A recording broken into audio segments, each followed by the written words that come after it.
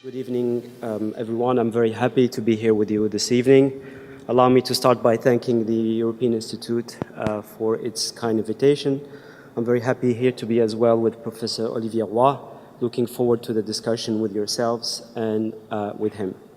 I have prepared some remarks to start this conversation. I'm very much looking at this as an exchange this evening, looking at the question of the Islamic State, ISIS, as has been indicated, and I have some visuals to help you walk along the discussion. What I start with is a very straightforward, almost kind of an ontological question: what ISIS is. What is ISIS, in effect? Where was this group born? What meaning did it carry? And I'm looking at this as part of an ongoing story. This is a longer-term project that has, in effect, this is the third component of it. An earlier work was published in 2004, looking at the 9/11 operation, Contre-Croisade in French. It was followed by an examination of Al-Qaeda, the entity that led that operation, and the third part of this trilogy was the examination of the heir to Al-Qaeda, ISIS. Much earlier, I had looked at the question of the history of Iraq, and that allowed me to familiarize myself with the Levantine dynamics which are relevant to this. I hope in the future to be able to go back and complete this tetralogy in the making by looking at the case of the Ikhwan. Now, this is the group that, not to be confused with Ikhwan al-Muslimin in Egypt. This is the group some of you might be familiar with, which about a century ago in Arabia was crisscrossing the Hijaz and the Najd all the way, in fact, onto a part of what today is Jordan, in an asymmetrical, irregular way that in many ways seems to echo, or rather what is happening today seems to echo those dynamics. They subsequently fought the Sauds and ended up, part of them ended up in the Saudi National Guard, but others remained quite the irregular entity threatening the system all along. And I find some interesting dynamics there that I'd like to look into as such. But looking at what we have here is the question of ISIS. So this book essentially interrogates critically the dominant representation of the organization of the Islamic State and lays out an alternative argument about its deeper history, its complex identity, and its multifaceted nature. A central concern of the work is the nature of the discussion on terrorism, the place ISIS occupies in that debate, and before it Al-Qaeda, and the significance of these constructions for the larger international order. The deeper questions, in fact, are about the history of international relations and the geography, as well as the aesthetics of current and future political violence, as much as we can modestly try to envision them. The work argues centrally that social sciences have been captive to a self-imposed normative impasse on the issue of radical Islamism generally, and Al-Qaeda and the Islamic State specifically, and have so far failed to initiate a historically contextualized, global, not merely Western or Westernized, and nuanced discussion on the phenomena at hand. Such a persistent lack of a deeper analysis, it seems to me, is consequential as a ritual of commentary on the international situation ushered by the two groups has solidified in spite of being quite convincing to many. Anchored in, obviously, the matrix developed following the 9/11 events, this catastrophizing sequence is at the heart of both the conceptual misunderstanding of ISIS and the policy dead end, leading to the replay of the violence for the past years. Starting in the summer of 2014, the emergence of ISIS led to the publication of a number of works on the group telling its inside story in isolation of their further histories and deeper context. And then as the self-standing problem of ISIS, quote unquote, took shape, underwritten by the military, security, terrorism, at times academic expert, the discussion that followed, just as it had been the case a decade earlier with Al-Qaeda, remained about mapping the defeat of a repellent entity. These are the terms that often are encountered. One, two, bent on annihilation of the Western world. And with that background, what matters more to academic analysis, seeking to read, decode, conceptualize the Islamic State, however, is that such a practice has resulted in an unnuanced under theorization of one of the most important developments of our times, and which, as a result, remained captive to a simplified narrative about apocalyptic terrorism and theology readings, what long ago Maxime Robinson had talked about as theologocentrism in his work La Fascination de l'Islam. Specifically, three trends dominated the discourse on ISIS: impatient journalistic accounts, one-dimensional short-termist security expertise, and ethereal Islamism studies or exegesis. To a varying degree, these approaches share the following. The evidence used for the analysis is flimsy, taken unquestionably from often unverifiable accounts. Documents found, quote unquote, are accepted at face value. Emotionalism is worn on the sleeve by the analyst who is supposed to be detached. Sensationalism is the mode of communication, and analysis knows only two directions, that of rise or fall, victory or defeat, new or old. Who's up and who's down score-keeping accounts of ISIS are not, however, sufficient to make sense of the incubating and dysrhythmic transformation of terrorism taking place at the hands of this group. Particularly problematic is the cultural reading, at times invisible, at times in your face. And in time, the problem emerged thus. To understand Western terrorists of the 1970s, such as Baader-Meinhof in Germany, or the Italian Red Brigades, or much later, a few years later, the French Action Directe, one is invited to examine the societal conditions of, say, post-war Germany and Italy, the ambient malaise in these countries 25 years after Nazism and fascism, and their relationship with their rebellious youth. Rightly so. To make sense of Al-Qaeda and the Islamic State, one is asked to read the Quran.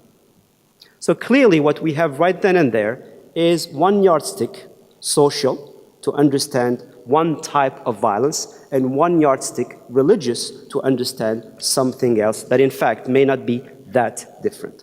As a result of this, we then have as a consequence, theoretically, conceptually, a notion that could be termed an under-theorization. That is, in effect, media vigilantism, terrorism expert pronouncements, downloaded, in effect, condescending interrogations of Islam and its long-awaited aggiornamento have joined hands to produce a non-history of one of the dominant forms of contemporary non-state violence.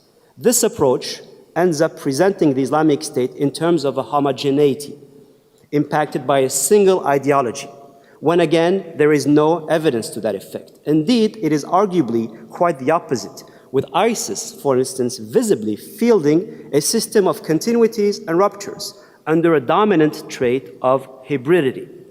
The reason for that, one could ask if one pushes that further, is that ISIS has historically dwelled continuously in fluidity, emerging from a mutated scene, the emergence of self-empowering and empowered militarized Islamism, starting in the 1980s in Afghanistan, of course, and then in the 1990s with this Al-Qaeda saga, the first part of it, to go into a further transformed scene that is the one of the global expansion and atomization of the transnational groups in the 2000s and 2010s.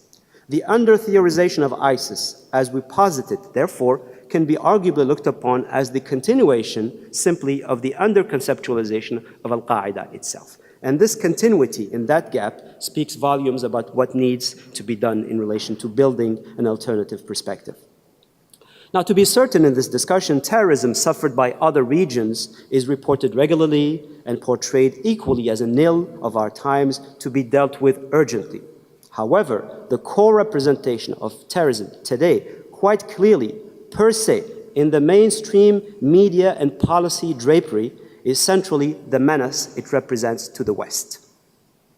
An illustration of this only partially coded reality is the inconsistent use of the term terrorism, which beyond its obvious limitations, your terrorism is my freedom fighter and whatnot, as we know, but beyond that, in effect, what you have is a media that are at once resorting to it reflexively when attacks have Muslims associated with them and opting for another terminology, attack, shooting, security incident, assault, situation. These are all the terms taken from CNN and other places, BBC, when events of a similar nature have different types of perpetrators involved.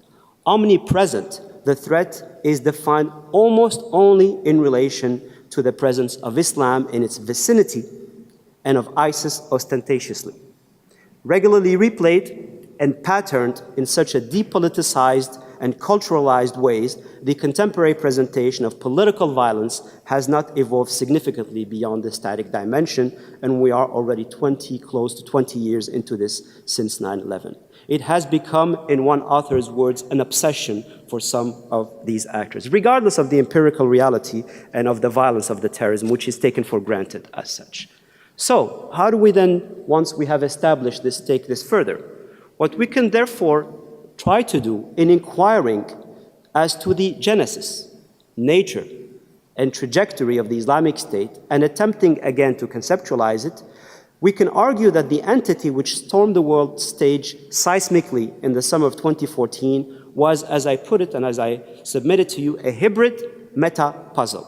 That is an influential armed group which, beyond its specific and relevant, but limited in its importance, regional Middle Eastern history, and its radical Islamist nature, which is true and has to be taken as it is, above and beyond these two dimensions, the MENA history and the Islamist dimension, this violence has played out, and the choreography is quite important, I'll come back to this, has repurposed the larger meaning of the contemporary violence, birthing a do-it-yourself terrorism wave.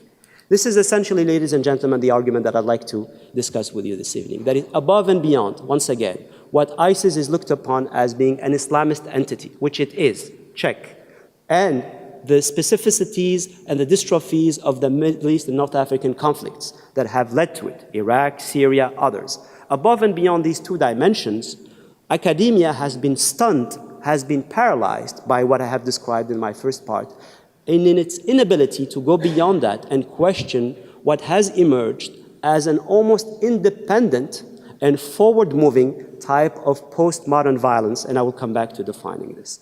And that, in effect, is what we see this as, let's say, populism continues to make forays around the world. We can see that this will be linked to this beyond that.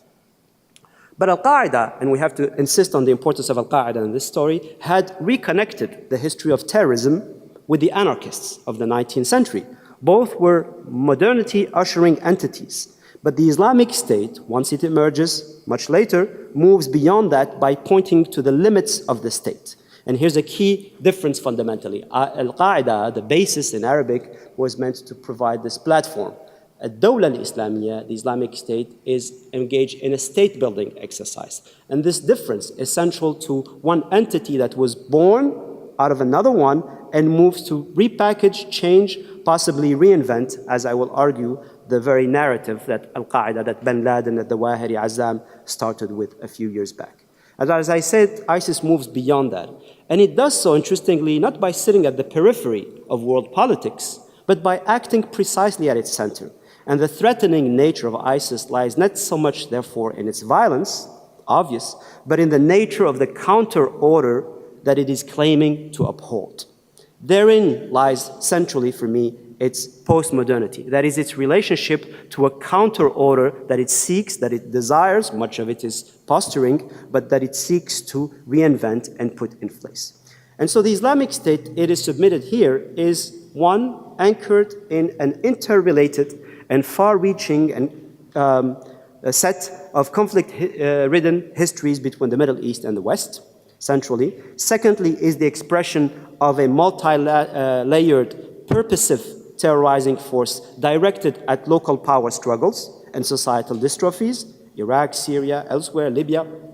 And thirdly, has now evolved rapidly towards this evanescent, individualized forms of physical and symbolic violence, which is unpacked globally. Now, while I want to insist that the Islamic State is a radical Islamist group that takes its religious project seriously, much more, say, than Al-Qaeda and the Islamic Maghreb in the Sahel, or the Shabab in Somalia, or Boko Haram in Nigeria, I suggest that such a mise-en-scène religious self-representation is not sufficient analytically, and that writing on ISIS against the background of a deeper history that escapes the extreme Islamism frame and in the context of an open-ended political and societal set of developments in both the global South and the West, allows us to answer more fully the larger contemporary questions posed by the movement. So what is ISIS?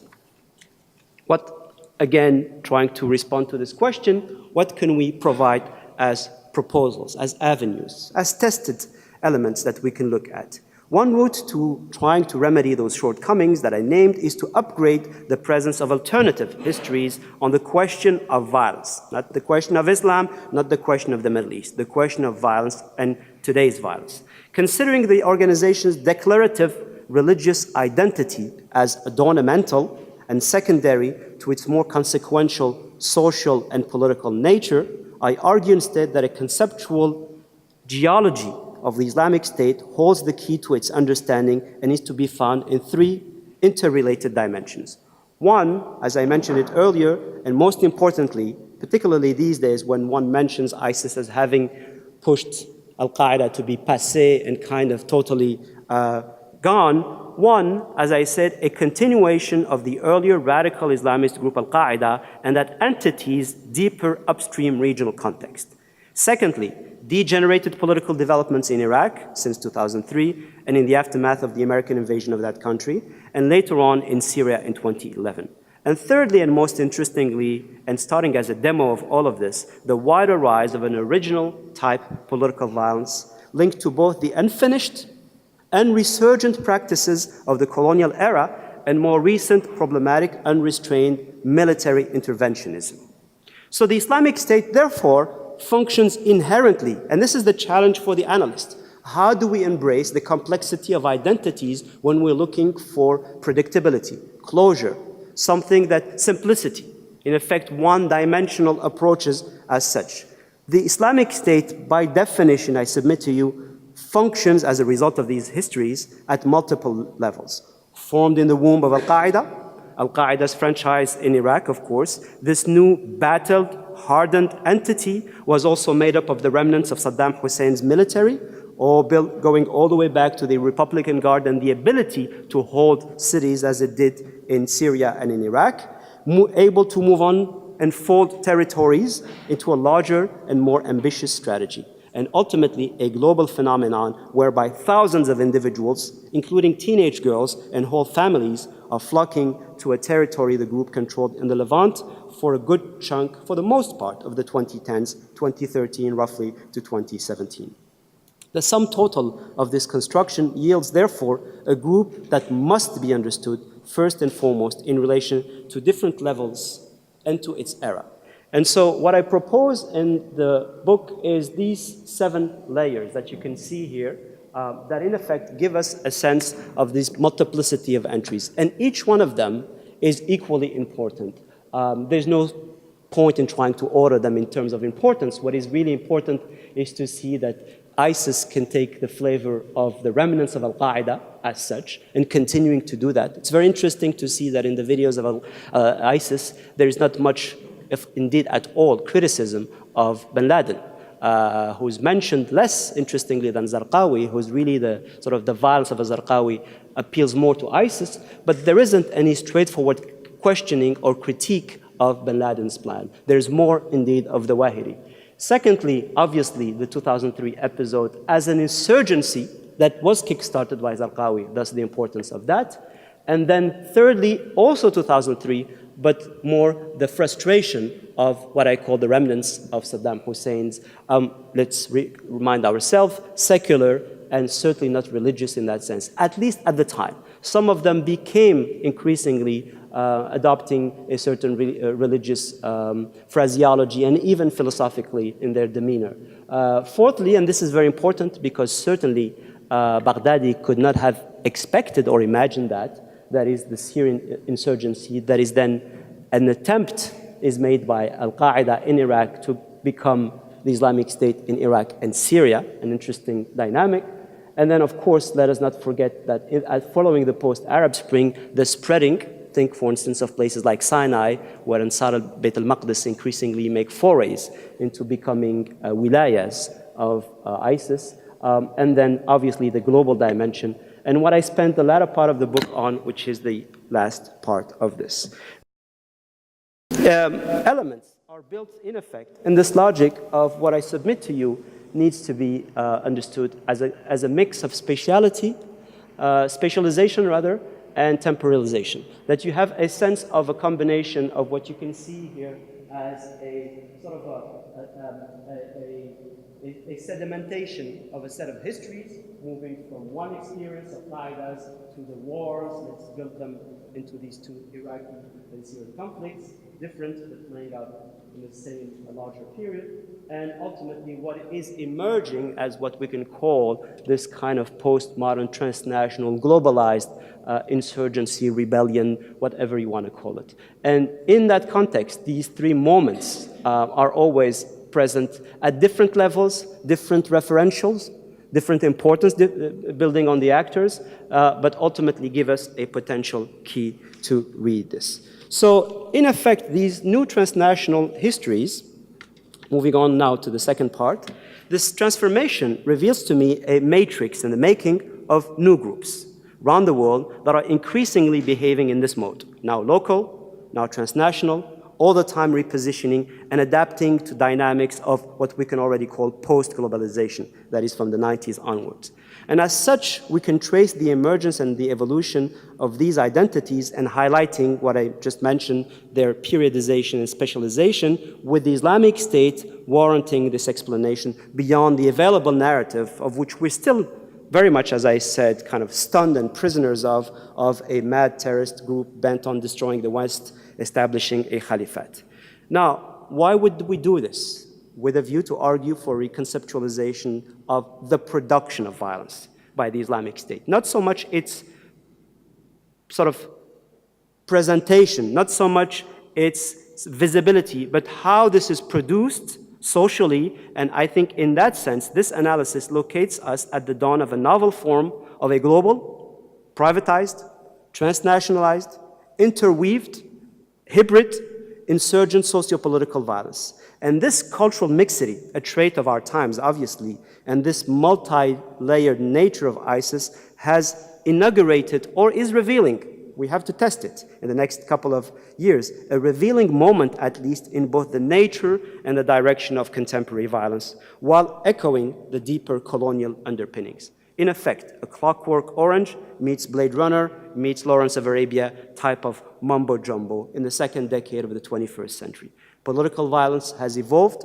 I feel like saying was evolved because there's a certain agency involved as a result of the cumulative revolutionary, as merely evolutionary ways of Al-Qaeda and the Islamic State. It is now diasporized, deregulated, dispersed in time and space, something we don't have much tools for. We speak a lot about transnationalism, but what exactly is a transnational theory today of international relations? We use the term all the time, a transnational company, a transnational non-state armed group, but we still don't have a solid general theory of what transnationalism is beyond the fact that it is globalization unpacked.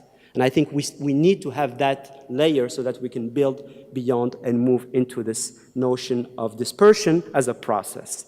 And that is now, for me, in effect, not so much to be found in social sciences, ladies and gentlemen, but in fact, very interestingly and revealingly, in the arts, in the visuals, in what I mentioned earlier, the choreography and the imagery that you see all around us in pop culture, in films, in music, in video games, things that are appearing more often than not, and one would be surprised by seeing how much these very referentials find their way, remixed, sampled, used, abused in the videos, in the imagery, in the language of a generation that is constantly here and now using this. Not even as referentials, not so much the terrorism of the city that is now increasingly obviously a reference to Al-Qaeda and ISIS, not so much the privacy issues and the rebellion and the counterterrorism, obviously, and the good and bad, and the societal tensions at the heart of the metropolis between second and third generation youth. Not so much even the visuals of the orange jumpsuits that Al-Qaeda and ISIS are then using in their videos when Jihadi John beheads people. They're making references, obviously, to Abu Ghraib, but in fact, quite directly in the very imagery that these people use. Here's a sample. these are two images from ISIS. On the left side, what you have is something from Naba, their magazine, and on the right side, one tweet that was sent 3 years ago or so. It's very interesting to see the duality of the language here, and the different genealogies that I mentioned. On the left side, what you have is, in effect, a military-style report. This is what we've done last month. This is how many people we have killed, how many people we have conducted. A Pentagon-style type of reporting, in effect. Very military style. You could imagine where that is coming from. The 50-year-plus kind of people from the Saddam Hussein era that have done that and need to reflect and speak about the Battle of X.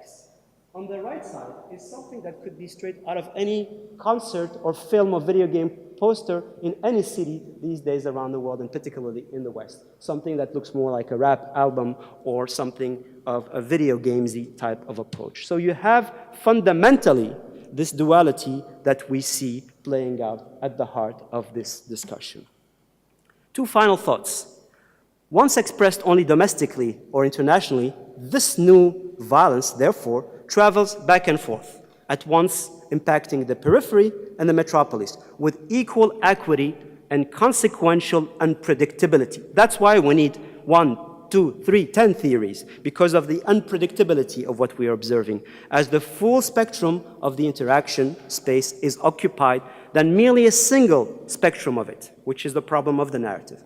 Return to sender is in effect the motto of the new violence, counterproduced, remixed, and shipped back to the imperial center. Such an embryonic, organic repatriation of violence is currently, unfortunately, not visible to many in the West, who read terrorism primarily in terms of culturally, ethnically, and religiously informed violence from specific alien communities threatening them, blind to the terrorism within the midst of these societies in the making.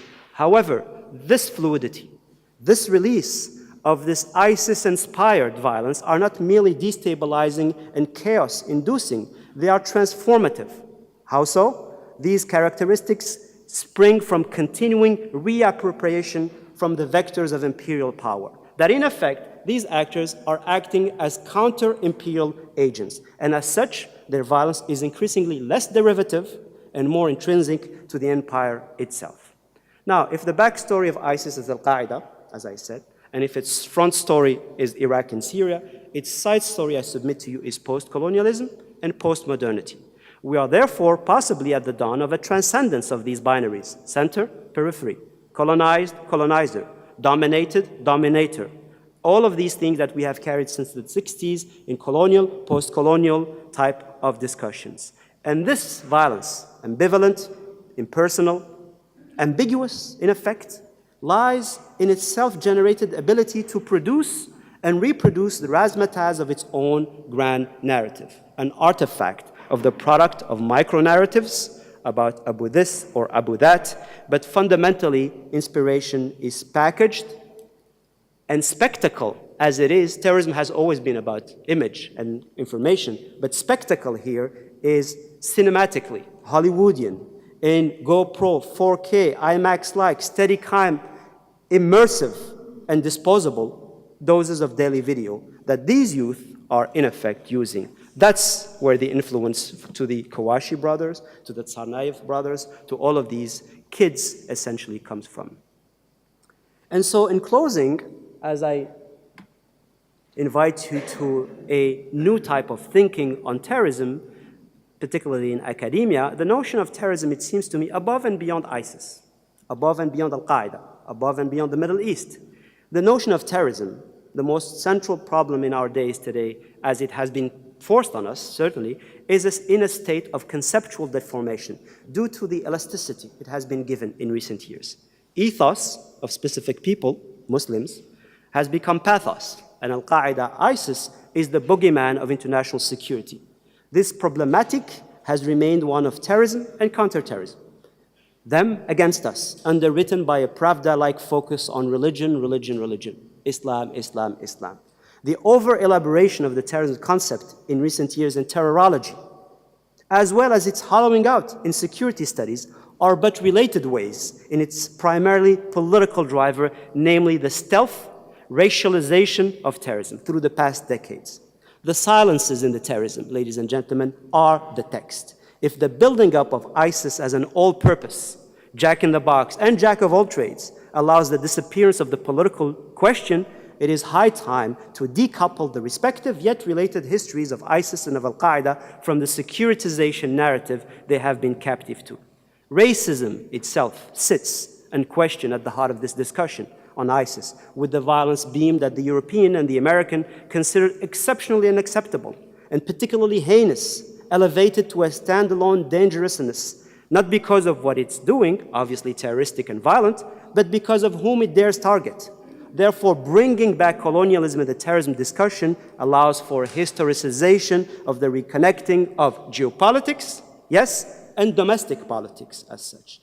And such an intellectually disobedient rupture, I'm aware of that, can help establish a richer genealogy of the non-state armed groups, currently projecting themselves beyond state, borders, and societies. In conclusion, and I thank you for your attention, the violence introduced by Al-Qaeda and ISIS is not merely a set of disruptive challenges to an international system, which somehow would have to weather them out and go back to normality. That is no longer possible. The cementing of these patterns is already on its way to usher a new international system that is a papier-mâché college of old patterns, colonial control, projected impurely, a new stucco-like promiscuous encounters at the heart of the postmodern metropolis. The Islamic State has moved this further, has raised the deeper question of understanding terrorism contemporaneously. It allows us to observe that, study it, and look at the dominant analysis functioning on a mode documenting principally the dangerousness of the terrorists and offering advice as how to combat and defeat them. This is the main problem for academia today. Academia, ladies and gentlemen, social sciences, that is supposed to ask questions, that is supposed to say the truth if you want to be an Edward Said in that approach, for sure, but actually analyze, ask questions, say things like, I don't know. Let's observe, let's take it into the lab. We have been stunned into essentially giving advice to policymakers whose job is to do what they do. But essentially, this risks presenting us with a new generation of students and researchers that don't even see or entertain the possibility of thinking beyond those configurations. So, breaking down, I submit to you, through the current dumbed-down, formulaic, actor-specific, politics sanitized, culturalist, commercial, Manichaean, racialized, and ahistorical representation of terrorism is an urgent intellectual project. And I'll leave it there. Thank you very much for your attention.